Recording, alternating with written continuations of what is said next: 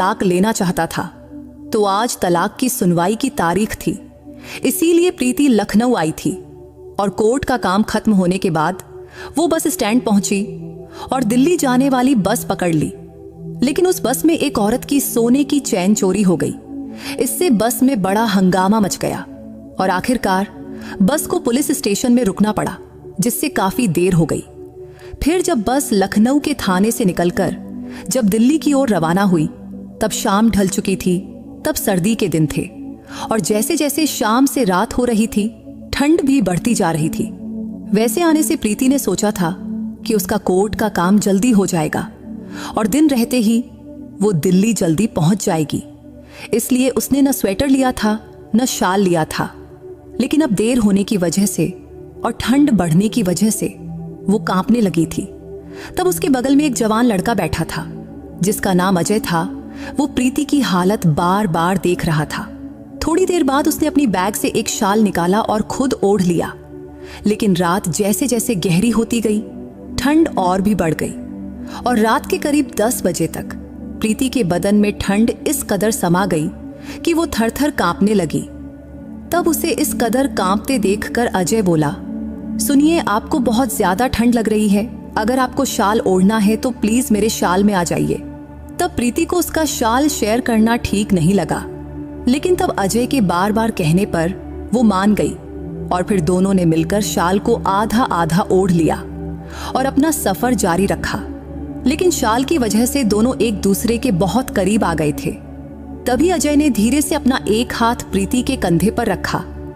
तब सफर के दौरान प्रीति को नींद आने लगी थी, तो अनजाने में उसने अपना सिर अजय के कंधे पर टिका दिया। तब दोनों शाल में लिपटे हुए इतने करीब थे कि लग रहा था जैसे वो दो नहीं बल्कि एक ही हों। हालांकि अजय का स्वभाव बहुत अच्छा लग रहा था, उसका व्यवहार भी सभ्य था। लेकिन तभी उसने धीरे से अपना हाथ प्रीति के कंधे से हटाकर उसके कमर तक ले जाकर उसे हल्के से अपनी ओर खींच लिया। लेकिन इसके बाद जो हुआ उससे प्रीति चौंक गई और सन्न रह गई। नमस्ते दोस्तों, आप सभी का स्वागत है मेरे चैनल पर। एक बार फिर मैं आपके लिए एक रोमांचक कहानी लेकर आई हूं। अगर आपको यह कहानी पसंद आए तो कृपया वीडियो को एक लाइक जरूर करें। तो चलिए शुरू करते हैं।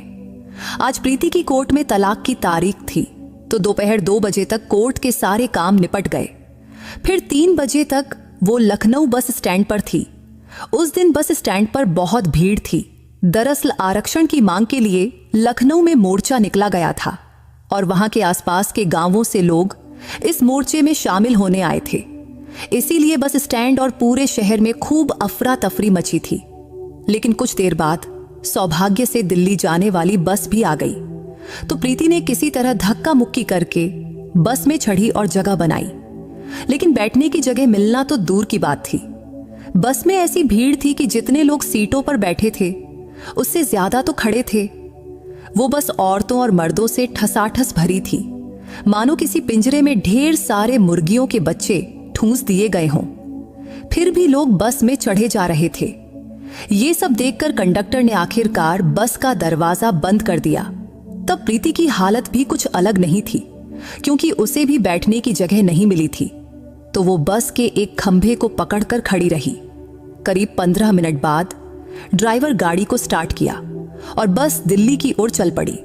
तब बस इतनी भरी थी कि लोग एक दूसरे से सटकर रगड़ते हुए खड़े थे। तब बस अभी लखनऊ शहर में ही थी और अभी 4-5 किलोमीटर का रास्ता तय किया होगा कि कंडक्टर ने टिकट काटने की पुकार शुरू कर दिया। तब प्रीति बस के बीचों बीच खड़ी थी। तभी कंडक्टर उसके तरफ टिकट काटते हुए आने लगा, तो उसने अपनी पर्स से पैसे निकालने के लिए पर्स की चैन खोली। तभी उसका ध्यान पास की डबल सीट पर बैठी एक बूढ़ी औरत और उसके साथ बैठे एक जवान लड़के पर पड़ी। तब कुछ सीटों पर तो 3-3 लोग ठुसकर बैठे हुए थे, लेकिन इस सीट पर सिर्फ यही 2 लोग ही थे। तो प्रीति ने सोचा शायद ये लोग थोड़ी सी जगह देकर उसे बैठने दें। लेकिन बूढ़ी औरतें कैसी होती हैं ये तो आप सब जानते ही हैं। फिर भी जब प्रीति ने उस सीट की तरफ बढ़ी तो उस बूढ़ी औरत ने प्रीति की ओर गुस्से से देखा। तो प्रीति को लगा कि बूढ़ी औरत से जगह मांगने का कोई फायदा नहीं। तभी प्रीति अपने मन ही मन बोली, जाने दे प्रीति, बेकार का झमेला मोल लेना सही नहीं। तभी बस का कंडक्टर धीरे धीरे उसके पास टिकट काटते हुए आ रहा था। तभी अचानक उस बूढ़ी औरत ने प्रीति का हाथ पकड़ा और बोली, बेटी बैठेगी क्या? इतना कहकर वो बूढ़ी औरत थोड़ा सरक गई और अपने बगल में बैठे लड़के को खिड़की की ओर खिसकने को कहा। फिर उसने प्रीति को थोड़ी जगह बनाकर बैठने का इशारा किया। तब प्रीति उस बूढ़ी औरत को देखकर हैरान रह गई। तब उसे समझ नहीं आया कि उस बूढ़ी औरत के मन में ये दया का भाव कहां से जागा, क्योंकि तब उसे तो यकीन ही नहीं था कि वो बूढ़ी औरत उसे जगह देगी। लेकिन वो बूढ़ी औरत ने जो किया वो प्रीति के अब तक के तजुर्बे और सोच से परे था। अब उस बूढ़ी औरत ने जगह दे दी तो प्रीति का मन खुशी से झूम उठा। जैसे कहावत है ना कि कोई अपना मिल गया, वैसा ही कुछ हो गया था। तो प्रीति ने आभारी होकर उस बूढ़ी औरत की ओर देखा और बगल में जाकर बैठ गई। फिर प्रीति ने प्यार से कहा, थैंक यू दादी। इस पर वो बूढ़ी औरत बोली, अरे बेटी, इसमें थैंक यू की क्या बात है? वैसे बेटी तेरा नाम क्या है? तो प्रीति ने कहा, दादी मेरा नाम प्रीति है। तो वो बूढ़ी दादी बोली, बहुत प्यारा नाम है तेरा, फिक्र मत कर, मैं तो पास के गांव में उतर जाऊंगी। वैसे तू कहाँ जा रही है? तो प्रीति ने कहा, दादी मुझे दिल्ली जाना है। फिर बूढ़ी दादी ने कहा, अरे फिर तो तेरी बले बले हो गई, क्योंकि मैं तो अगले स्टॉप पर ही उतर जाऊंगी, फिर ये सीट तेरी समझ। तब उस बूढ़ी दादी के इन शब्दों ने प्रीति को और खुश कर दिया। वैसे वो बूढ़ी दादी प्रीति को बहुत ही बोलने वाली और नरम दिल की लगी। तब प्रीति के मन में बूढ़ों के बारे में जो पुराना ख्याल था वो उस बूढ़ी दादी की वजह से बदल गया, क्योंकि वो बूढ़ी दादी बहुत ही समझदार और दूसरों का ख्याल रखने वाली थी। शायद थोड़ा बहुत पढ़ी लिखी भी हो, ऐसा प्रीति को लगा। अभी उस बूढ़ी दादी और प्रीति की बातें चल ही रही थी कि तब खिड़की की ओर बैठा वो जवान लड़का बार बार उनकी ओर ही देख रहा था। तब शायद उसे भी उनकी गप्पों में मजा आ रहा था। लेकिन तब वो बूढ़ी दादी इतना बोल रही थी कि उसने बीच में कुछ कहने की हिम्मत ही नहीं हुई। हालांकि तब ऐसा लग रहा था कि वो बोलना तो चाहता है पर चुप रहा। तभी थोड़ी देर बाद कंडक्टर प्रीति के पास टिकट काटने आ गया। तो प्रीति ने अपना टिकट कटाया, फिर बूढ़ी दादी ने अपना टिकट कटवाया। तब उसने पास के ही एक गांव का नाम बताया जो प्रीति के दिमाग में तो नहीं रहा। वैसे उसे याद रखने की जरूरत भी नहीं थी। तभी कंडक्टर ने खिड़की के पास बैठे उस लड़के से पूछा, टिकट कहाँ का चाहिए? तो उस लड़के ने कहा, मुझे दिल्ली की टिकट चाहिए। ये सुनते ही प्रीति को पता चला कि वो भी दिल्ली जा रहा है। तब टिकट लेते वक्त उस लड़के ने फिर से प्रीति की ओर देखा। तो प्रीति को लगा कि जब उसने अपना टिकट लिया था तब इस लड़के ने जरूर सुना होगा कि वो भी दिल्ली जा रही है, इसीलिए वो बार बार उसकी ओर देख रहा था। वैसे देखने में वो लड़का प्रीति की ही उम्र का लग रहा था, शायद थोड़ा सा छोटा होगा, लेकिन उसके चेहरे पर हल्की दाढ़ी थी जिससे वो और रौबदार लग रहा था। लेकिन प्रीति ने मन में सोचा, मैं इसे इतना क्यों घूर रही हूं? और फिर उसने अपनी नजर फेर ली। इतने में ही पीछे से कुछ हंगामा मच गया और शांत बैठे लोग अचानक जोर जोर से बोलने लगे। तब उस बस में से एक औरत की आवाज साफ सुनाई दे रहा था। उसके बोलने से लग रहा था कि कोई गंभीर बात है। तभी कंडक्टर ने जोर से कहा, सभी शांत हो जाओ, और फिर बस की घंटी बजाकर उसे सड़क के किनारे रोक दिया। तभी प्रीति ने पीछे की सीट पर बैठी एक आंटी से पूछा, आंटी क्या हुआ, बस क्यों रुक गई? तो आंटी बोली, पीछे बैठी एक औरत चिल्ला रही है, उसके चिल्लाने से लगता है कि उसका सोने का मंगलसूत्र चोरी हो गया है।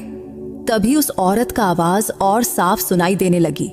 वो चीख रही थी और कह रही थी कि मेरा सोने का मंगलसूत्र चोरी हो गया, किसी ने मेरे गले से चुरा लिया। तब उसके इन शब्दों से बस में सब हक्के बक्के रह गए। कुछ लोग तो खड़े होकर पीछे देखने लगे। तभी कंडक्टर ने फिर जोर से कहा, सब अपनी अपनी जगह पर बैठ जाओ, हंगामा मत करो। फिर वो उस औरत के पास गया और शांत स्वर बोला, मैडम जरा अच्छे से देखो तो, बैग में तो नहीं रखा है। इस पर उस औरत ने घबराए हुए स्वर में कहा, नहीं साहब, सब देख लिया, मगर मंगलसूत्र मेरे गले में ही था, बस में चढ़ते वक्त भी था, लेकिन अब गायब है। पक्का किसी ने चुराया है। तभी प्रीति ने उस औरत की ओर देखा तो वो औरत दिखने में सांवली थी और साधारण घर की लग रही थी। इसलिए उसे लगा कि वो बेवजह हंगामा नहीं कर रही है, क्योंकि उसकी हालत देखकर लग रहा था कि वो बेचारी बिल्कुल लाचार है। तब आसपास की कुछ औरतें उसे दिलासा दे रही थीं, बहन चिंता मत करो, तुम्हारा मंगलसूत्र मिल जाएगा। फिर कंडक्टर बोला, सभी शांत बैठो, मैं कुछ करता हूं। तब प्रीति के बगल में बैठी वो बूढ़ी दादी भी पीछे की ओर देख रही थी, लेकिन खिड़की की तरफ बैठा वो लड़का, वो तो सो गया था।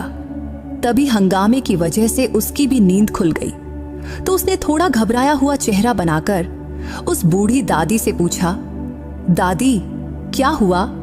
तो उस बूढ़ी दादी ने उसके कंधे पर थपकी देकर कहा, अरे बेटा छोड़ ना ये सब, कुछ औरतों को बदन भर सोना लादना होता है, चमक दमक दिखानी होती है और फिर चोरों से सिर पकड़ना पड़ता है। यही हुआ है एक औरत के साथ। तब बूढ़ी दादी की ये बात प्रीति को खटकी, लेकिन उसने कुछ नहीं कहा। तभी उस लड़के ने प्रीति की ओर देखकर पूछा, मैडम सचमुच बताओ ना, क्या हुआ है? तो प्रीति बोली, पीछे बैठी एक आंटी का सोने का मंगलसूत्र गायब हो गया है, शायद चोरी हो गया है, इसीलिए वो इतना चिल्ला रही है। इस पर वो लड़का गंभीर नजरों से इधर उधर देखने लगा। बीच बीच में उसने प्रीति की ओर भी देखा, फिर बिना कुछ बोले सोच में डूब गया। इतने में कंडक्टर और ड्राइवर बस से उतर गए। उन्होंने सबको चेतावनी दिया कि सब लोग बस में ही बैठे रहो, कोई बाहर नहीं जाएगा। तब उन्होंने उस औरत को भी नीचे बुलाया। तब प्रीति खिड़की से ये सब देख रही थी। तब वो औरत बहुत घबराई हुई थी, क्योंकि वो अकेली थी, कोई उसके साथ नहीं था। तब उसकी हालत देखकर प्रीति को लगा कि वो बेचारी गरीब घर की होगी। वैसे भी उस औरत के बोलने से साफ था कि ये धक्का वो बर्दाश्त नहीं कर पा रही थी। तभी कंडक्टर ने पूछा, तुम्हारा मंगलसूत्र कितने ग्राम का था? तो वो औरत बोली, वो डोरी वाला था, उसमें कुछ सोने के मणके थे, कुल मिलाकर 10 तोले का था। ये सुनकर प्रीति ने मन ही मन हिसाब लगाया, अगर सोना 8,000 रुपये प्रति ग्राम भी माना जाए तो उस आंटी का नुकसान करीब 1 लाख से ज्यादा का हुआ। उधर वो बूढ़ी औरत बड़बड़ाती रही, क्या जरूरत है इतना सोना लाद कर बस में घूमने की, बारात निकली थी क्या? तब वो बूढ़ी औरत इतना जोर से बोली कि बस में सबको सुनाई दे गया। कई लोग उसकी बात पर ठहाके मारकर हंस भी पड़े। वहीं प्रीति को बूढ़ी दादी थोड़ी बड़बोली लग रही थी, लेकिन उसने उसे जगह दी थी, इसीलिए वो उसकी आभारी थी, इसीलिए वो उनको कुछ नहीं बोली। तब पास बैठा वो लड़का भी बूढ़ी दादी की बात सुनकर हंस पड़ा। तब हंसते वक्त वो बड़ा हैंडसम लग रहा था, लेकिन तभी प्रीति फिर से सोचने लगी, मैं इसे इतना क्यों देख रही हूं? तभी बस में एक और औरत जोर से चिल्लाई, मेरा मंगलसूत्र भी चोरी हो गया है, मेरी जिंदगी उजड़ गई, हाय राम। अब तो सब लोग हक्के बक्के रह गए। तभी कंडक्टर बस में चढ़ा और उस औरत से पूछा, तुम्हारा मंगलसूत्र कितने ग्राम का था? तो वो बोली, 8 तोले का था। इस पर कंडक्टर हैरानी से बोला, 8 तोले का? तभी बूढ़ी दादी ने धीरे से कहा, अब क्या, अब तो हाथ से निकल गया। तब ये बात सिर्फ प्रीति और वो लड़का ही सुना और दोनों गाल में गाल दबाकर हंस पड़े। तभी प्रीति ने भी अपने गले का मंगलसूत्र टटोला तो उसका मंगलसूत्र सही सलामत था। तो उसने मन ही मन भगवान का शुक्रिया अदा किया और सीधा बैठ गई। तभी कंडक्टर जोर से बोला, सब अपनी अपनी जगह पर शांत बैठो, ये बस अब सीधा पुलिस स्टेशन जाएगी, अब वहीं पंचनामा होगा। फिर वो पहली औरत जिसका मंगलसूत्र चोरी हुआ था वो भी बस में वापस आकर बैठ गई। फिर ड्राइवर अपनी सीट पर गया और बस चालू कर दिया। बस अब लखनऊ के पुलिस स्टेशन की ओर चल पड़ी। तभी प्रीति ने घड़ी देखी, तब 6:30 बज रहे थे। फिर कुछ ही देर में बस पुलिस स्टेशन के पास एक जगह रुक गई। फिर थोड़ी देर बाद एक कांस्टेबल बस में चढ़ा और बोला, सब लोग आराम से नीचे उतरो, अब यहाँ सबकी तलाशी और पूछताछ होगी। ये सुनकर प्रीति ने सिर पकड़ लिया, ये क्या नया ड्रामा है, अब यहाँ कितना वक्त लगेगा और बस कब आगे बढ़ेगी। तब इन सवालों ने उसका टेंशन और बढ़ा दिया। फिर सब यात्री एक एक करके नीचे उतरे। सभी को लाइन में खड़ा किया गया, मर्द एक तरफ, औरतें दूसरी तरफ। थोड़ी देर बाद कुछ पुलिस वाली औरत भी आईं और तलाशी शुरू हुई। उन्होंने हर किसी की जेबें, बैग, सब कुछ टटोला और तब उन दोनों औरतों को अलग किनारे खड़ा किया गया था जिनका मंगलसूत्र चोरी हुआ था। तब शाम 6 बजे से रात के 9 बजे तक ये तमाशा चलता रहा। अब सबकी तलाशी और पूछताछ हो गई, लेकिन उन दोनों औरतों का मंगलसूत्र नहीं मिला। फिर धीरे धीरे लोग खुसुर पुसुर करने लगे।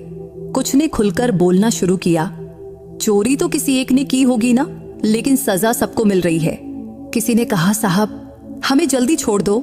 तब पुलिस वालों ने हालात की गंभीरता देखी और रात के 10 बजे सबको बस में वापस जाने की इजाजत दिया। तब प्रीति ने बस में चढ़ते वक्त बूढ़ी दादी को सहारा दिया। तब उसका एहसान का भाव था, क्योंकि बूढ़ी दादी ने उसे जगह दी थी तो उसकी मदद करना प्रीति का फर्ज था। बस में चढ़ते समय कंडक्टर ने हिदायत दिया, सब अपनी अपनी सीट पर ही बैठो और हंगामा मत करो। फिर प्रीति और बूढ़ी दादी अपनी सीट पर आए। तब खिड़की की तरफ वो लड़का पहले ही जाकर बैठ चुका था। तो प्रीति ने कहा, दादी आप बच में बैठिए। तभी बूढ़ी दादी ने मजाकिया अंदाज में कहा, नहीं बेटी तू ही बैठ, नहीं तो तुम दोनों मुझे बीच में ही दबा दोगे। पिछली बार भी मैं जैसे तैसे बैठी थी। लगता है तुम जवान लोग मेरा चूरमा बनाने का इरादा रखते हो क्या? तब बूढ़ी दादी की बात सुनकर प्रीति को हंसी आ गई। तब वो लड़का भी अपने मन ही मन मुस्कुराया। लेकिन अब प्रीति उस लड़के के बगल में बैठी थी और उसकी बाईं तरफ वो बूढ़ी दादी।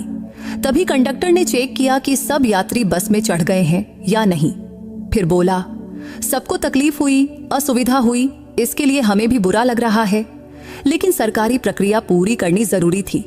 तभी पीछे से एक यात्री चिल्लाया, ठीक है साहब, अब बस जल्दी चलाओ। तभी कंडक्टर ने घंटी बजाया और बस पुलिस स्टेशन से बाहर निकल गई। अब बस के सारे यात्री थक चुके थे, परेशान थे, लेकिन वो दोनों औरतें जिनका मंगलसूत्र चोरी हुआ था, उनका दुख तो सबसे बड़ा था। उनका इतना बड़ा आर्थिक नुकसान हुआ था, इसीलिए वो दोनों सदमे में थीं। लेकिन बस अब दिल्ली की ओर तेजी से चलने लगी थी। तब रास्ता खाली था, ट्रैफिक कम था, तो बस ने रफ्तार पकड़ ली। तभी बूढ़ी दादी ने प्रीति से कहा, बेटी जरा उधर खिसक ना। तो प्रीति फौरन दाहिनी तरफ थोड़ा सरक गई। तब वो लड़का अब भी अपने हाथ पैर समेट कर शांत बैठा था। तब बस करीब 1 घंटे तक चली, फिर एक स्टॉप पर रुकी और यहीं उस बूढ़ी दादी को भी उतरना था। तो उतरते समय बूढ़ी दादी ने प्रीति को प्यार से देखा और बोली, बेटी अब तू आराम से बैठ, फिक्र मत कर। तब बूढ़ी दादी की ममता भरे शब्दों ने प्रीति को बहुत सुकून दिया। फिर बूढ़ी दादी ने प्रीति के सिर पर प्यार से हाथ फेरा, अपनी छोटी सी पोटली उठाई और स्टॉप पर उतर गई। तब बूढ़ी दादी का वो ममता भरा स्पर्श प्रीति को बहुत सुकून दे गया, जिससे पिछले कुछ घंटों की थकान और तनाव जैसे एक पल में गायब हो गया। तब बूढ़ी दादी के साथ कुछ और यात्री भी उतरे और बस फिर दिल्ली की ओर चल पड़ी। अब बस के अंदर की लाइटें सब बंद हो चुकी थीं, तो प्रीति के बगल में बैठा लड़का अब थोड़ा खुलकर बैठा था। तभी प्रीति का कंधा हल्के से उसके कंधे से टकराया और तभी बस ने और रफ्तार पकड़ी तो हलचल थोड़ी बढ़ गई। तभी उस लड़के की जांघ का स्पर्श प्रीति की जांघ से होने लगा, लेकिन उसने इसे अनदेखा कर दिया। तब उस लड़के ने खिड़की खुली रखा था, जिससे ठंडी हवा अंदर आ रही थी, लेकिन प्रीति को वो हवा बर्दाश्त नहीं हो रही थी। तो उसने कहा, सुनिए, खिड़की बंद कर देंगे प्लीज। तो उस लड़के ने उसकी ओर देखा और बोला, हाँ जरूर, आपको अच्छा नहीं लग रहा तो बताना था ना। मैंने तो सोचा आपको हवा चाहिए, इसीलिए खुली रखी थी। रुको अभी बंद करता हूं। फिर उसने खिड़की बंद किया और माहौल थोड़ा शांत हो गया।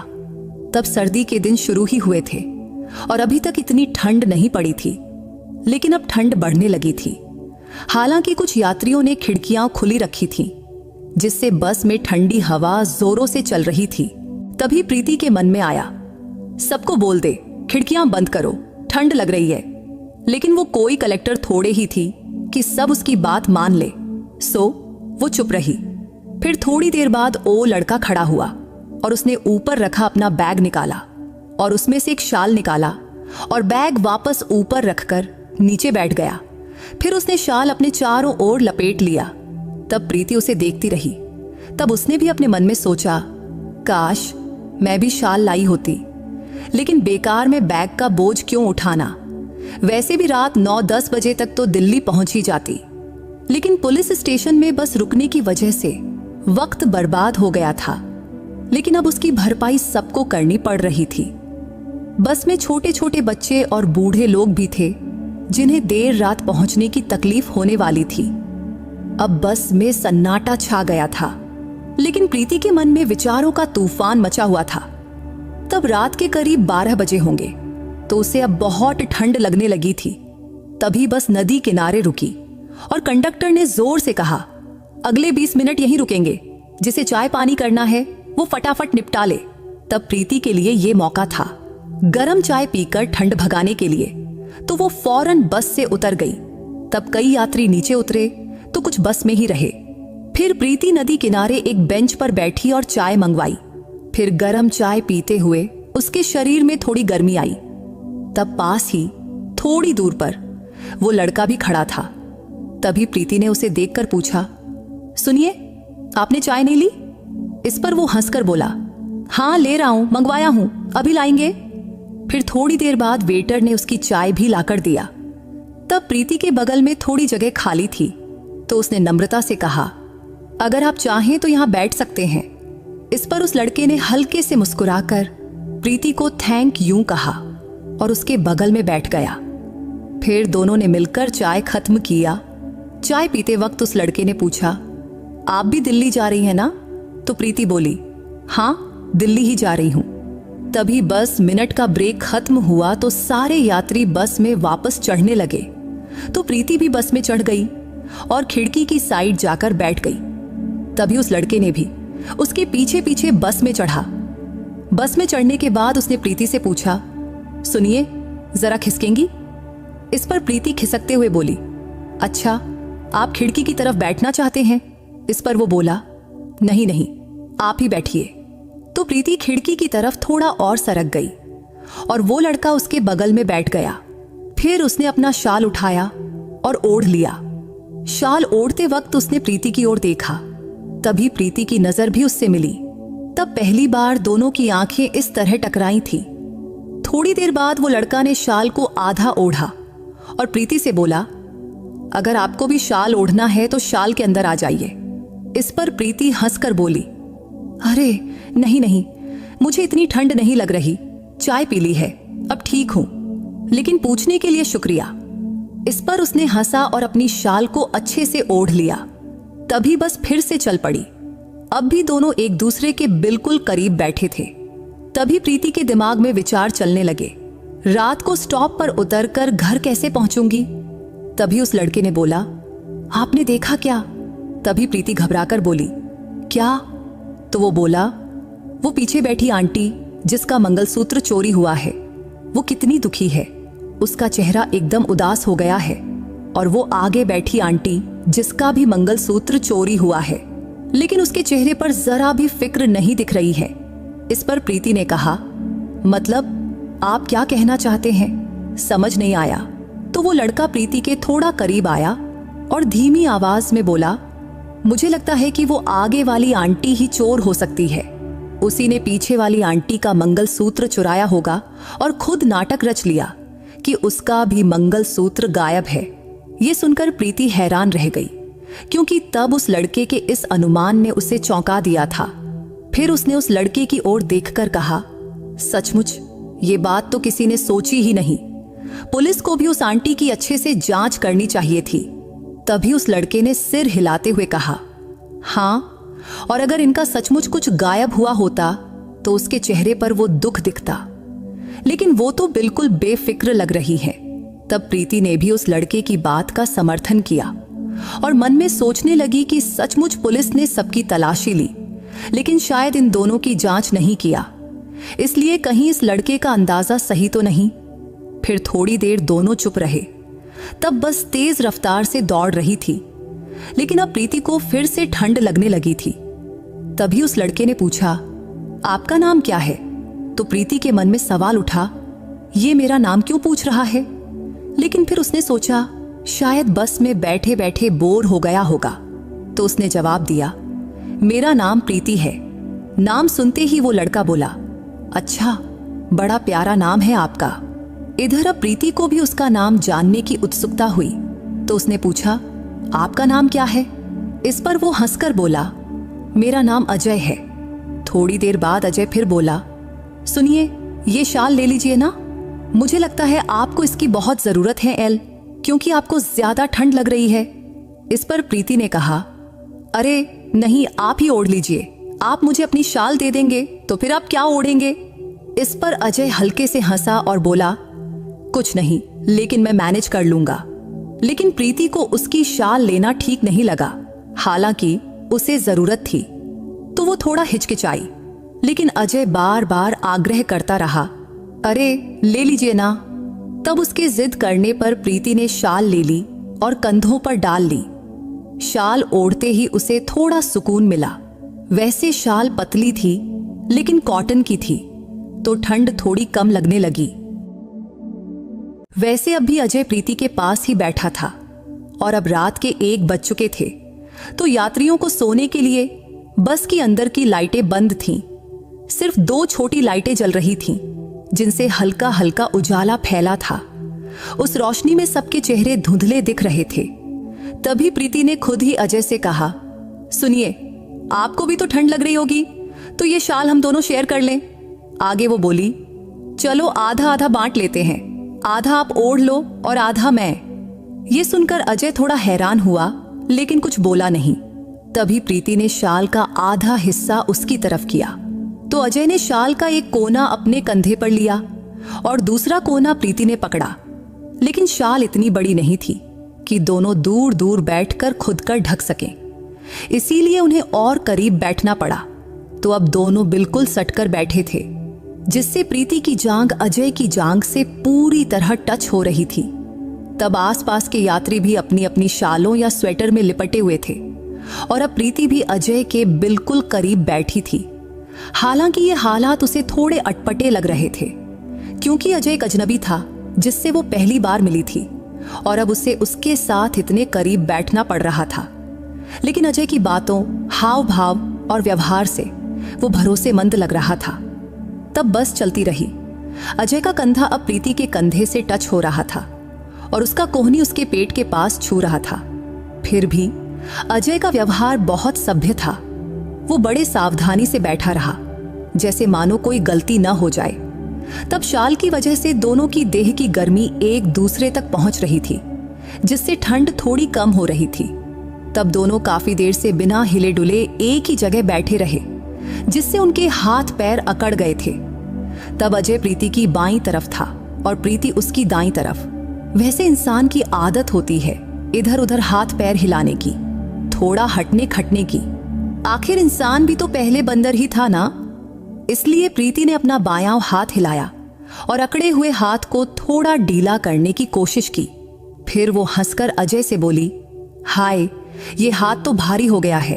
तभी अजय ने भी अपना दायां हाथ हिलाया, थोड़ा पीछे खींचा और धीरे से बोला, अब अच्छा लग रहा है ना? इसलर प्रीति ने सिर हिलाया और खिड़की की तरफ देखने लगी। तभी अजय ने अपना दायां हाथ अपने छाती के ऊपर से प्रीति की पीठ के पीछे रखा। क्योंकि सीट थोड़ी ऊंची थी, तो उसका हाथ मुश्किल से वहां तक पहुंच रहा था। कुछ देर उसने हाथ वैसे ही रखा, लेकिन अचानक उसका हाथ सीट से फिसला और सीधा प्रीति के कंधे पर आ गिरा, जिससे प्रीति थोड़ा चौंकी। तो अजय ने फौरन कहा, सॉरी, गलती से बैलेंस बिगड़ गया। इस पर प्रीति हंसकर बोली, कोई बात नहीं, हालात ही ऐसे हैं। इस बात पर अजय भी शरारती अंदाज में हंसा। फिर बेझिझक बोला, तो ये हाथ ऐसे ही रखूं? इस पर प्रीति एक पल चुप रही, फिर धीमी आवाज में बोली, हाँ रख लीजिए, कोई दिक्कत नहीं। फिर अजय ने अपना दायां हाथ हल्के से प्रीति के कंधे पर रखा। तब प्रीति के बाल जूड़े में बंधे थे, तो उसकी पीठ खुली थी, तो अजय के हाथ की गर्मी उसके कंधे और पीठ पर महसूस हो रही थी, जिससे धीरे धीरे शाल में बैठी हुए प्रीति को अच्छा लगने लगा। लेकिन अजय में एक समझदारी थी कि उसने अपना हाथ बस रखा ही रखा, कुछ हरकत नहीं किया। तब कुछ देर बाद प्रीति का हाथ भी अनजाने में अजय की जांघ पर चला गया। तभी उसने अजय के चेहरे की ओर देखा तब अजय भी उसे देख रहा था। तब एक पल के लिए दोनों की नजरें टकराईं, लेकिन प्रीति ने फौरन अपनी नजरें फेर ली और खिड़की की तरफ देखने लगी। हालांकि अब ठंड बढ़ गई थी, लेकिन ठंड से ज्यादा चेहरे पर ठंडक और मन में उठ रही हलचल महसूस हो रही थी। इधर ज्यादा रात होने की वजह से प्रीति की आंखों पर नींद का असर होने लगा। फिर भी वो कोशिश कर रही थी कि वो अपनी आंखें खुली रखे, लेकिन नींद अपने आप आंखों पर चढ़ रही थी। फिर कुछ ही पलों में उसका सिर अजय के कंधे पर जा गिरा। फिर झटके से उसे होश आया और वो फौरन सीधी बैठ गई। तब अजय धीरे से हंस रहा था। फिर बोला, अगर नींद में हो तो सिर मेरे कंधे पर रखने में कोई दिक्कत नहीं। इस पर प्रीति थोड़ा झेप कर उसकी ओर देखने लगी। तब अजय के चेहरे पर एक अलग सी चमक थी। तब उसकी नजरें जैसे कह रही थीं कि वो भरोसेमंद है। हालांकि प्रीति को पता था कि वो अजनबी है, लेकिन फिर भी अनजाने में उसने अपना सिर अजय के कंधे पर टिका दिया और कुछ ही पलों में उसे नींद आ गई। फिर थोड़ी देर बाद अचानक बस की रफ्तार कम हुई तो प्रीति को लगा जैसे किसी ने उसे हिलाया। तो उसने आंखें खोली तो देखा कि उसका हाथ अजय की जांघ पर पड़ा था और अजय हल्के से उसका हाथ हिला रहा था। तब उसका स्पर्श इतना नरम था कि प्रीति के बदन में एक अजीब सी लहर दौड़ गई, लेकिन उसने जल्दी से अपना हाथ पीछे खींचा और अजय की ओर देखी। तो अजय बोला, सुनिए, अब शहर आ गया है, लोग उतरने की तैयारी कर रहे हैं, आपको कहाँ उतरना है, इसीलिए आपको उठाया। इस पर प्रीति ने अजय की ओर देखकर हंसकर बोली, अच्छा हुआ आपने उठा दिया, शुक्रिया। अजय जी, बस में अब लाइटें भी जल चुकी थीं, तो उजाले में सब कुछ साफ दिख रहा था कि दोनों एक दूसरे के करीब बैठे थे और आसपास के लोग उत्सुकता से उन्हें ही देख रहे थे। शायद उन्हें लग रहा था कि ये दोनों पति पत्नी हैं, लेकिन अब बस रुकने की तैयारी में थी। तभी एक स्टॉप पर बस रुकी और कुछ लोग उतर गए। तब प्रीति ने अपनी साड़ी ठीक किया, क्योंकि अब बस अलग अलग स्टॉप्स पर रुक रही थी और हर बार कुछ यात्री उतर रहे थे। और प्रीति का कश्मीरी गेट बस स्टॉप भी करीब आ रहा था, तो वो भी उतरने की तैयारी करने लगी। अब वो अपनी बैग निकालने के लिए ऊपर उठने की कोशिश कर रही थी, लेकिन दोनों शाल में लिपटे थे तो उठना आसान नहीं था। तो अजय को ये बात समझ आ गई, तो उसने धीरे से अपने कंधे से हाथ हटाया और शाल पूरी तरह प्रीति को दे दिया और बोला, अब उतरना है ना, तो बैग निकाल दूं? इस पर प्रीति ने हल्के से हंसकर कहा, हाँ प्लीज, मेरा बैग निकाल दीजिए। फिर अजय ने बड़े सावधानी से उसका बैग निकाला। फिर उसने धीमे स्वर में कहा, प्रीति जी, ये रहा आपका बैग। फिर उसने बैग प्रीति के पैरों के पास रख दिया। तब अजय का शांत और नम्र स्वभाव और उसकी आवाज की मिठास प्रीति के मन को गुदगुदा रही थी। तब उसके मुंह से अपना नाम सुनकर उसे एक पल को अजीब लगा, लेकिन साथ ही बहुत अच्छा भी। तभी प्रीति ने शाल को अच्छे से मोड़ा और अजय को लौटाते हुए बोली, थैंक यू। तब वो गाल में गाल दबाकर हंस रही थी, तो अजय भी हल्के से मुस्कुराकर बोला, कोई बात नहीं, चलता है। तभी बस कश्मीरी गेट पर पहुंच गई। तब रात के यानी सुबह के 3 बज गए थे। तो प्रीति बोली, सुनिए, मेरा स्टॉप आ गया, तो मुझे अब उतरना है। तो अजय बोला, अच्छा तो चलिए, मैं आपको छोड़ देता हूं। तभी बस रुकी और दोनों नीचे उतर गए। कश्मीरी गेट स्टॉप पर बस से उतरने वाले सिर्फ वही 2 थे, तो स्टॉप पर उतरकर दोनों थोड़ा किनारे खड़े हो गए। तब रात की खामोशी में सिर्फ कुत्तों के भौंकने की आवाज ही गूंज रही थी। तो दोनों ने इधर उधर देखा, रिक्शा, ऑटो ढूंढने की कोशिश किया, लेकिन इतनी रात गए रिक्शा, ओटी मिलना मुश्किल था। तब वही खड़े हुए 15 मिनट बीत गए, पर एक भी रिक्शा या ऑटो नहीं दिखी। तो प्रीति थोड़ी बेचैन होकर अजय के करीब गई और बोली, देखिए, अभी तक रिक्शा या ऑटो नहीं मिला, अब क्या होगा? तो अजय ने शांत स्वर में कहा, चिंता मत करो, थोड़ा और इंतजार करते हैं। तभी प्रीति ने पूछा, आपको कहाँ जाना है? तो वो बोला, मेरा घर यहीं पास में ही है, मैं पैदल चला जाऊंगा। इस पर प्रीति ने कहा, तो फिर आप यहाँ क्यों रुके हैं? इस पर अजय हल्के से हंसकर बोला, आपके लिए, आपको रिक्शा मिल जाए तब मैं चला जाऊंगा। तब उसके इस जवाब ने प्रीति के मन में एक सुकून भरी लहर दौड़ा दी। फिर वो बोली, आपका बहुत बहुत शुक्रिया, इस वक्त अगर आप साथ न होते तो मैं डर के मारे कांप रही होती। इस पर अजय हंसकर बोला, फिक्र मत करिए, मैं हूं ना, वैसे भी यहाँ पास में पुलिस स्टेशन है। तब रिक्शा का इंतजार करते करते सुबह के 3:30 बज गए। तब प्रीति तंग आकर बोली, अगर रिक्शा नहीं मिला तो शायद मुझे सुबह तक यहीं बैठना पड़ेगा। इस पर अजय बोला, ऐसा नहीं होगा, लेकिन अगर आपको बुरा ना लगे तो आप मेरे घर चल सकती हैं, घर यहीं पास में है। इस पर प्रीति ने एक पल उसके चेहरे की ओर देखा। तब उसकी आंखों में सच्चाई झलक रही थी, तो मन में सोचा, ये गलत नहीं कह रहा। फिर उसने हल्के से सिर हिलाया और बोली, ठीक है। इस पर अजय मुस्कुराया और बोला, चलिए फिर। उस रात की खामोशी में दोनों एक दूसरे के पीछे पीछे चल पड़े। अजय अपना बैग पकड़े हुए आगे आगे चल रहा था और प्रीति उसके पीछे। तब चलते चलते अजय ने एक बार मुड़कर देखा और धीरे से पूछा, आपका बैग मैं पकड़ लूं? इस पर प्रीति हल्के से हंसकर बोली, नहीं नहीं, रहने दीजिए, आपका बैग पहले ही भरा हुआ है, वैसे मेरा बैग इतना भारी नहीं है। तब थोड़ी दूर चलने के बाद, यानी करीब 6-7 मिनट में ही अजय एक घर के सामने रुक गया। वो घर पुराने जमाने का साधारण सा रो हाउस था। फिर उसने गेट खोला और बोला, ये मेरा घर है। फिर दोनों गेट से अंदर घुसे और अंदर की दरवाजे के पास पहुंचकर अजय ने अपने बैग से चाबी निकाला। फिर अजय ने ताला खोला और प्रीति को हाथ से इशारा करते हुए कहा, अंदर आइए। फिर प्रीति धीरे से चौखट पर कदम रखकर घर में घुस गई। वो घर साधारण लेकिन साफ सुथरा था। अंदर जाते ही अजय ने कहा, अपना बैग यहां रख दीजिए। तो प्रीति ने बैग कुर्सी पर रख दिया। फिर अजय बोला, प्रीति जी, आप पहली बार मेरे घर आई हैं, ऐसा लग रहा है कि ढंग से स्वागत भी नहीं कर पाया। फिर भी कुछ लेंगी, चाय या कॉफी? तो प्रीति ने थके स्वर में उसकी ओर देखकर कहा, नहीं नहीं अजय जी, आपने इतना कहा वही बहुत है, वैसे भी हम दोनों बहुत थक गए हैं, तो थोड़ा आराम कर लें। इस पर अजय हल्के से हंसा और बोला, बिल्कुल सही कहा प्रीति जी, वैसे वो घर छोटा था, बस 2 ही कमरे थे उसमें सामने की तरफ एक बड़ा कमरा था और पीछे एक छोटा सा किचन और बाथरूम। तभी प्रीति ने बाथरूम पूछा तो अजय ने तुरंत इशारा करते हुए कहा, वो रहा दरवाजा, मैं खोल देता हूं। फिर प्रीति बाथरूम में गई, ठंडे पानी से मुंह धोया, शीशे में खुद को देखा तो बाल थोड़े बिखरे थे, तो उसने बाल ठीक किए, साड़ी का पल्लू संवारा और बाहर आई। तब कमरे में अजय सोफे पर चादर बिछा रहा था। तब उसने पलंग छोड़कर सोफे पर सोने का फैसला किया था। तो प्रीति ने कहा, अजय जी, आप पलंग पर सो जाइए, मैं सोफे पर सो लूंगी। इस पर अजय बोला, अरे प्रीति जी, आप मेरे घर में मेहमान हैं, तो मेहमानों को पलंग देना मेरा फर्ज है, और आप फिक्र मत करिए, मुझे सोफे की आदत है। तब उसके जिद करने पर प्रीति को उसकी बात माननी पड़ी और फिर वो पलंग पर लेट गई। वो गद्दा बहुत नरम था, शायद अजय का अपना पसंद था। फिर अजय भी सोफे पर लेट गया, चादर ओढ़ लिया।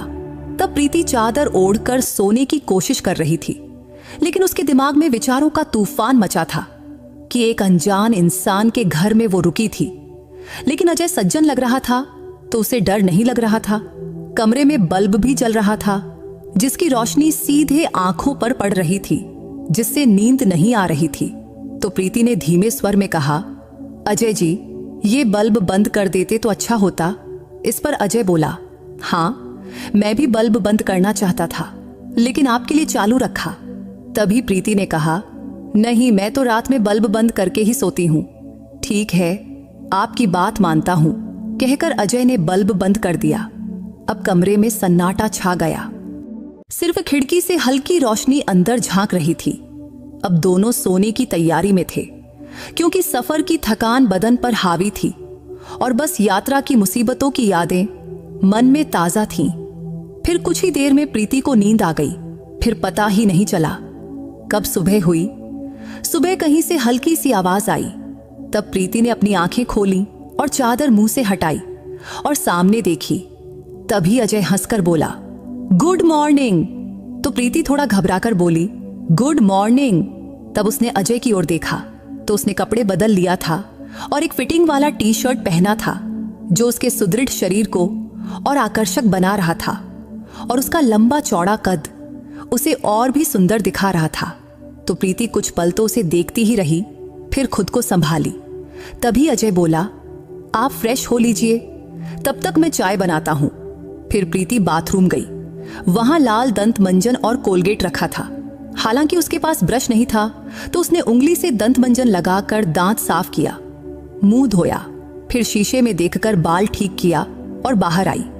बाहर आते ही किचन से चाय और दूध की खुशबू आ रही थी, तो प्रीति जाकर सोफे पर बैठी और अपने बैग की ओर देखी। तो बैग वैसे ही था जैसा रात में छोड़ा था, तो अब वो वापसी की तैयारी में थी। तभी अजय किचन से बाहर आया। तब उसके हाथ में चाय का 2 कप था। उसने कप प्रीति के सामने रखते हुए कहा, लीजिए प्रीति जी, अदरक वाली गर्मा गर्म चाय, इससे ताजगी आ जाएगी। इस पर प्रीति बोली, अरे आपने क्यों तकलीफ किया? तो अजय ने हंसकर कहा, तकलीफ कैसी, अपने लिए बना रहा था तो आपके लिए भी 1 कप और बना लिया। तब प्रीति उसकी बात सुनकर हल्के से मुस्कुराई और चाय का कप उठा लिया। वो चाय इतनी शानदार थी कि कुछ पल के लिए रात के सफर की सारी थकान ही गायब हो गई। तब चाय पीते हुए प्रीति के मन में ख्याल आया, क्या ये यहाँ अकेले रहते हैं? ये ख्याल आते ही उसने पूछ लिया, अजय जी, क्या आप यहाँ अकेले रहते हैं? इस पर अजय हंसा और बोला, नहीं, मेरी माँ मेरे साथ रहती हैं, लेकिन वो अभी गांव गई हैं। तब उसके इस जवाब से प्रीति के मन में अब 2 ही सवाल उठे, या तो वो शादीशुदा है या कुंवारा। तब उसने अजय को थोड़ा गौर से देखी, फिर इस बारे में पूछना उसे सही नहीं लगा, तो चाय खत्म करके उसने कप साइड में रखी और खड़ी हो गई। फिर बोली, अजय जी, आपने मेरी बहुत मदद की है, इसके लिए मैं आपकी बहुत बहुत शुक्रगुजार हूं, लेकिन अब मुझे चलना चाहिए। इतना कहकर वो दरवाजे की ओर बढ़ने लगी। तभी कुछ याद आया और वो मुड़कर बोली, आपका मोबाइल नंबर मिल सकता है? इस पर अजय हंसकर बोला, हाँ जरूर। फिर प्रीति ने अपना फोन निकाला और उसका नंबर अपने फोन में सेव किया और उसे एक मिस्ड कॉल दिया। तब अजय का फोन टेबल पर रखा था। तभी रिंग बजी और वो बोला, हाँ आपका कॉल आ गया। तभी प्रीति हल्के से हंसी और बोली, शुक्रिया, फिर मिलते हैं कभी। फिर अजय ने कहा, हाँ जरूर। फिर प्रीति घर से बाहर निकली, ऑटो पकड़ी और अपने घर पहुंच गई। घर पहुंचते ही उसकी मां ने पूछा, कहाँ थी तू? कितने फोन किए, तूने उठाया नहीं और वहां से भी कुछ बताया नहीं। इस पर प्रीति हंसकर बोली, मां, सफर में थोड़ा गड़बड़ हो गया था, लेकिन मैं बिल्कुल ठीक हूं, फिक्र मत करो। फिर वो घर में गई, फ्रेश हुई और अपने कामों में लग गई। अब अजय से मिले 5 दिन बीत चुके थे, लेकिन उसका अच्छापन और सभ्यता बार बार प्रीति के मन में घूम रहा था। तब कहीं ना कहीं उसे एक उम्मीद थी कि अजय उसे एक बार फोन तो जरूर करेगा, लेकिन उसने ऐसा कुछ नहीं किया। जबकि उसका शांत और सौम्य स्वभाव प्रीति को और ज्यादा आकर्षित कर रहा था। तो छठे दिन सुबह प्रीति से रहा नहीं गया, तो उसने खुद ही अजय को फोन किया। तब पहली बार फोन का रिंग लंबा बजा, लेकिन उसने उठाया नहीं। फिर 5 मिनट बाद अजय का कॉल आया, तो प्रीति ने उत्सुकता से फोन उठाया और कहा, हेलो। तो उधर से अजय की शांत लेकिन मधुर आवाज आई, हेलो प्रीति जी, आप कैसी हैं? तब उसकी आवाज में थोड़ा सा घबराहट थी, शायद उसे प्रीति के फोन की उम्मीद नहीं थी। तो प्रीति ने फटाफट जवाब दिया, आपकी याद आई तो फोन किया। इस पर अजय धीरे से बोला, अच्छा, बहुत अच्छा किया। फिर उनकी बातें शुरू हो गईं। क्या बोले, कैसे बोले, पता ही नहीं चला, क्योंकि गपशप इतनी रंगीन थी कि रुकने का नाम ही नहीं ले रही थी।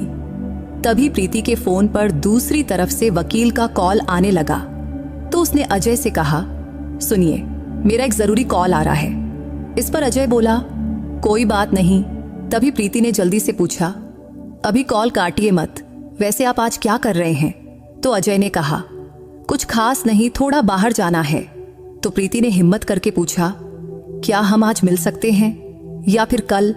तब उधर कुछ पल खामोशी छाई रही, तो प्रीति को लगा कहीं कॉल कट तो नहीं गया, लेकिन स्क्रीन पर कॉल चालू दिख रहा था। तभी अजय ने शांत स्वर में जवाब दिया, हाँ ठीक है, कहाँ मिलना है? तो प्रीति बोली, लोधी गार्डन में, कल सुबह 10 बजे, चलेगा? इस पर अजय ने कहा, हाँ ठीक है। फिर कॉल कट हो गया। अगले दिन सुबह प्रीति बहुत उत्साह से उठी। तब उसके मन में एक अजीब सा जोश था। तब अपनी माँ को बताकर वो तैयार हुई और 8 बजे घर से निकल पड़ी और ठीक 9:40 पर वो लोधी गार्डन पहुंच गई। तब गार्डन में कुछ ही लोग आए हुए थी, तो एक बेंच पर बैठकर वो अजय का इंतजार करने लगी। लेकिन तब प्रीति के मन में उथल पुथल मची थी। क्या अजय आएगा? कहीं उसने मुझे बेवकूफ तो नहीं बनाया? लेकिन नहीं, वो ऐसा कुछ करेगा ऐसा नहीं लगता। तभी उसका फोन बजा तो स्क्रीन पर अजय का नाम दिखा, तो उसने जल्दी से फोन उठाया। तो अजय ने पूछा, हेलो, आप कहाँ हैं? तो प्रीति ने कहा, मैं यहाँ हूँ, गार्डन के बाईं तरफ गुलाब के पौधों के सामने, बस आ रहा हूँ। इतना कहकर अजय ने फोन काट दिया। इधर अब प्रीति की धड़कनें तेज हो गईं। उसने खुद को देखा, दुपट्टा ठीक किया। उसने रंग बिरंगा स्लीवलेस टॉप और मैचिंग दुपट्टा पहना हुआ था। तब कुछ ही पलों में वो अजय को दूर से अपनी ओर आते देखकर खड़ी हो गई। तब उसे देखते ही उसका दिल और जोर जोर से धड़कने लगा। तभी अजय पास आया और हंसकर बोला, सॉरी, थोड़ा लेट हो गया। इस पर प्रीति ने हंसकर कहा, कोई बात नहीं, बस 10 मिनट की देरी हुई है। तभी वो थोड़ा घबराई हुई बेंच पर बैठ गई। तब चारों तरफ हवा में लहराते पेड़ों की छांव, पक्षियों की चहचहाहट और उनके बीच की खामोश बातों ने एक रोमांटिक माहौल बना दिया था। इसके साथ ही अजय का सादा और सच्चा व्यक्तित्व धीरे धीरे प्रीति का दिल जीत रहा था। लेकिन उसे समझ नहीं आ रहा था कि बात शुरू कैसे करे। तभी उसने अजय की ओर देखकर धीरे से पूछा, आपका गांव कहाँ है? तो अजय बोला, मेरा गांव दिल्ली के पास ही है, माँ वहीं रहती हैं, वो अभी अगले 20 दिन तक गांव में ही रहेंगी। इस पर प्रीति ने पूछा, अच्छा, तो खाना पीना कैसे मैनेज करते हैं? इस पर अजय हंसकर बोला, एक टाइम बाहर से मैनेज कर लेता हूं और एक टाइम घर पर जो बन जाए वही खा लेता हूं। तब उसके सादे और मजेदार जवाब पर प्रीति भी हंस पड़ी। तब वो प्रीति के कपड़ों को ही देख रहा था, जैसे कुछ पूछना चाहता हो, लेकिन हिम्मत नहीं कर पा रहा था। इसलिए कुछ पल खामोशी में बीते। फिर आखिरकार अजय ने पूछ ही लिया, और आपके मिस्टर वो कहाँ रहते हैं? तब ये सवाल सुनकर प्रीति थोड़ा चुप हो गई। तभी अजय ने फौरन सॉरी कहते हुए घबराकर पूछा, कुछ गलत तो नहीं पूछ लिया? इस पर प्रीति ने शांत स्वर में कहा, नहीं नहीं, ऐसी कोई बात नहीं। सच कहूं तो मेरे पति के साथ मेरी कुछ दिक्कतें थीं, इसलिए हमारा लखनऊ कोर्ट में केस चल रहा है और हमारे तलाक की प्रक्रिया शुरू है। तब उसके जवाब से अजय थोड़ा गंभीर हो गया। फिर उसने नम्रता से कहा, सॉरी, मुझे नहीं पता था। तभी प्रीति ने अजय की ओर देखकर कहा, अजय जी, आप सॉरी क्यों कह रहे हैं? जिंदगी है, इसमें अच्छा बुरा तो चलता ही रहता है। वैसे भी भगवान किसी को परफेक्ट जिंदगी नहीं देता। इस पर अजय हंसकर बोला, सच कहा प्रीति जी, आप बिल्कुल ठीक कह रही हैं। तब उसकी आंखों में प्रीति के लिए इज्जत साफ झलक रही थी। तब बातों बातों में वक्त कब बीत गया पता ही नहीं चला। जब प्रीति को प्यास लगी तो उसने पर्स से छोटी सी पानी की बोतल निकाली और एक घूंट पीकर उसने अजय को दी। फिर अजय ने उसी बोतल से पानी पिया और धीरे से थैंक यू कहा। तब उसके सादी व्यवहार से प्रीति को बहुत अपनापन महसूस हुआ। तभी अजय ने पूछा, कुछ नाश्ता कीजिएगा? तो प्रीति बोली, नहीं, मैंने कर लिया है, लेकिन अगर आपको करना है तो चल सकते हैं। फिर अजय उसे पास के रेस्टोरेंट में ले गया। फिर दोनों ने मजे से छोले भटूरे खाया। खाने के बाद प्रीति ने बिल देने के लिए पर्स से पैसे निकाली। तभी अजय बोला, रहने दीजिए, मैं दे दूंगा। तब उसके इस रिस्पेक्ट भरा स्वभाव से प्रीति को बहुत अच्छा फील हुआ। तब नाश्ते के बाद वक्त कैसे बीत गया पता ही नहीं चला। अब दोपहर का 2 बज गया था। तो आखिरकार अजय ने हंसकर कहा, चलो प्रीति जी, अब चलते हैं, फिर कभी मिलते हैं। इस पर प्रीति ने भी हंसकर कहा, हाँ जरूर, लेकिन आपको एक बार मेरे घर जरूर आना चाहिए, फिर हमें ये दोस्ती निभानी चाहिए। इस पर अजय बोला, हाँ जरूर आऊंगा, आपका न्योता मंजूर है। फिर प्रीति ने शरारती लहजे में पूछा, वैसे कब आ रहे हैं? इस पर अजय ने जवाब दिया, 4-5 दिन बाद शाम को आ जाऊंगा। तभी प्रीति ने कहा, शाम को सिर्फ आना ही नहीं है, आपको मेरे घर पर खाना भी खाना पड़ेगा। तो अजय ने शरारती भरे लहजे में जवाब दिया, ठीक है, और फिर दोनों हंस पड़े। इसके बाद घर लौटने के बाद प्रीति बार बार अजय के ख्यालों में ही खोई रहती, क्योंकि उसका सादापन और संयम उसके मन को बहुत भा रहा था। और ये बात उसे सबसे खास लगी कि अजय ने उसके अतीत के बारे में ज्यादा सवाल नहीं किया। इसलिए तो उसके व्यवहार में एक अनोखा जादू जैसा उसे लग रहा था, जो प्रीति के दिल को बार बार छू रहा था। सोमवार का दिन था। उसकी मम्मी पापा एक शादी में गए थे और प्रीति घर पर अकेली थी।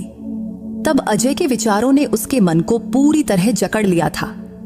तभी आखिरकार उसने शाम को अजय को खाने का न्योता देने के लिए फोन किया। तब अजय ने खुशी खुशी हामी भर दिया। वैसे भी उसने 4-5 आने को कहा था, तो आज आता ही, लेकिन उससे पहले ही प्रीति ने कॉल कर दिया। फिर शाम होते ही प्रीति की बेचैनियां बढ़ने लगी। वो तरह तरह के खाने बनाने लगी। जब शाम का 8 बजा, तब दरवाजे की घंटी बजी तो प्रीति का दिल जोर जोर से धड़कने लगा। फिर उसने दरवाजा खोला। तब दरवाजा खोलते ही अजय के चेहरे पर शांत सी मुस्कान देखकर प्रीति के चेहरे पर भी हंसी खिल गई। फिर अजय अंदर आकर सोफे पर बैठा और प्रीति रसोई में चली गई और खाना बनाने लगी। तब उसने पनीर की सब्जी, तूप लगी रोटियां, खड़ी और साथ में तीखा सलाद बनाया। तब कम वक्त में खाना तैयार हो गया। फिर दोनों टेबल पर बैठकर गपशप करते हुए खाना खाने लगे। तब खाना खाते खाते मजेदार बातें होती रहीं। तब अजय ने प्रीति के खाने की तारीफ करते हुए कहा, प्रीति जी, इतनी मजेदार पनीर की सब्जी, सलाद और खड़ी, बहुत दिनों बाद घर का खाना खाने का मजा आया है। तब उसकी तारीफ से प्रीति का मन खुशी से भर गया। फिर खाना खत्म होने के बाद दोनों सोफे पर बैठे, टीवी चालू किया और हल्की फुल्की बातें करने लगे। तभी प्रीति ने हंसकर पूछा, अजय जी, आपको आइसक्रीम पसंद है? तो अजय ने शरारती अंदाज में कहा, सच कहूं तो खाने के बाद कभी आइसक्रीम नहीं खाई है, लेकिन आपकी बात कैसे टाल सकता हूं। तभी प्रीति ने फौरन फ्रिज से 2 आइसक्रीम निकाली, एक अजय को दी और दूसरी खुद ली। फिर दोनों साथ में आइसक्रीम खाने लगे। तब भी अजय का सादापन और स्वभाव प्रीति को बहुत भा रहा था। तब आइसक्रीम खत्म होने के बाद दोनों फिर से सोफे पर बैठ गए। फिर अजय ने कहा, आपका मोबाइल तो बहुत अच्छा है, कौन सा है? तो प्रीति ने हंसकर जवाब दिया, सैमसंग का है, ज्यादा महंगा नहीं लेकिन अच्छा है। तभी अजय थोड़ा और करीब सरक गया और प्रीति के हाथ पर हल्का सा छूते हुए बोला, कोई मजेदार कॉमेडी वीडियो दिखाइए ना। तो प्रीति ने मोबाइल पर कुछ मजेदार रील्स चलाई। फिर दोनों देखकर खूब हंसे। तब उस हंसी और बातों में दोनों एक दूसरे के और करीब आ गए थे। तभी अजय ने प्रीति के कंधे पर हल्के से हाथ रखा तो प्रीति थोड़ा घबरा गई, लेकिन कुछ बोली नहीं, क्योंकि उसके स्पर्श में एक खास तरह का अपनापन था। लेकिन धीरे धीरे अजय ने उसे अपनी ओर खींच लिया। तब उसकी आंखों में साफ साफ भावनाएं झलक रही थीं। तो प्रीति ने भी उसे रोका नहीं। तब उनके चेहरे आसपास आए और अनायास ही दोनों के होंठ एक दूसरे को हल्के से छू गए। उस पल में प्रीति का मन और शरीर अजय के स्पर्श से सराबोर हो गया। तभी अजय ने उसे धीरे से सोफे पर लिटाया और उसकी गर्दन पर हल्का सा चुंबन दिया, जिससे प्रीति के बदन में जैसे बिजली सी दौड़ गई। तो उसने अपनी आंखें बंद कर लीं और उस लम्हे का आनंद लेने लगी। फिर अजय ने उसके बालों पर हाथ फेरा, दुपट्टा साइड में किया और दोनों प्यार की एक अनोखी दुनिया में खो गए। उस रात अजय ने उसे भरपूर प्यार दिया और प्रीति ने भी पूरे दिल से उसका साथ दिया। तब एक दूसरे की बाहों में वो रात प्रीति के लिए अविस्मरणीय बन गई। सुबह जब प्रीति की आंख खुली तो अजय उसके पास ही था। तब उसे शांत सोते देख प्रीति का मन उसकी रात की प्रेम भरी यादों से भर गया। फिर वो उठी, कपड़े ठीक की, नहाई और नाश्ता तैयार किया। तब नाश्ते के दौरान अजय ने कहा, प्रीति एक बात कहूं? तो प्रीति ने जवाब दिया, हाँ कहिए ना। तो अजय बोला, प्रीति कल की रात मेरी जिंदगी की सबसे खास रात थी। तब उसने रात के उन पलों को इतने प्यारे शब्दों में बयां किया कि प्रीति के मन में उसके लिए इज्जत और भरोसा और बढ़ गया। फिर नाश्ते के बाद अजय जाने की तैयारी करने लगा। तब जाते वक्त अजय ने प्रीति का हाथ थामते हुए कहा, प्रीति जिंदगी बहुत खूबसूरत है, लेकिन तुम्हारे साथ ने इसे और भी हसीन बना दिया। तब उसके इन शब्दों से प्रीति का मन खुशी से झूम उठा। फिर वो हंसकर उसे विदा दी और अजय अपने घर चला गया। इधर प्रीति घर का सामान समेटने में लग गई। तभी उसे सोफे पर अजय का पर्स पड़ा दिखा, तो उत्सुकता से उसने पर्स खोला तो उसमें एक पहचान पत्र था जिसमें लिखा था अजय एलोन, अविवाहित। तब ये देखकर प्रीति का आनंद और दोगुना हो गया, क्योंकि अजय अभी कुंवारा था तो ये ख्याल उसके मन में उम्मीद की किरण जगा गई। लेकिन तभी उसके मन में एक और सवाल उठा कि वो अभी पूरी तरह आजाद नहीं थी, उसका तलाक अभी पूरा नहीं हुआ था। तो उसे लगा कि इस नए रास्ते पर चलने से पहले उसे खुद को पूरी तरह मुक्त करना होगा। तब प्रीति ने ठान लिया कि अब उसे अपने पति से तलाक ले ही लेना है। वैसे भी वो खुद उससे अलग होने को बेताब था, फिर वो क्यों जबरदस्ती रिश्ते को थामे रखे। तब इस ख्याल ने उसके मन को और मजबूत कर दिया। फिर उसने फैसला किया कि अब वो अपनी जिंदगी अपने हक से जिएगी। उसी दिन अजय का फोन आया और उसने कहा, प्रीति कल सुबह मेरे घर आ जाओ ना। तब प्रीति ने थोड़ा सोचा और बोली, हाँ ठीक है, मैं कल आऊंगी। तब अजय की बातों से उसे लगा कि वो उससे मिलने को बहुत उत्सुक है, लेकिन उसके मन में एक उलझन थी। कहीं अजय उसे सिर्फ शारीरिक सुख के लिए तो करीब नहीं ला रहा, क्योंकि उनके बीच जो रिश्ता बन रहा था उसे क्या नाम दे, ये जवाब उसके पास भी नहीं था। लेकिन अगले दिन ठीक समय पर प्रीति अजय के घर पहुंची।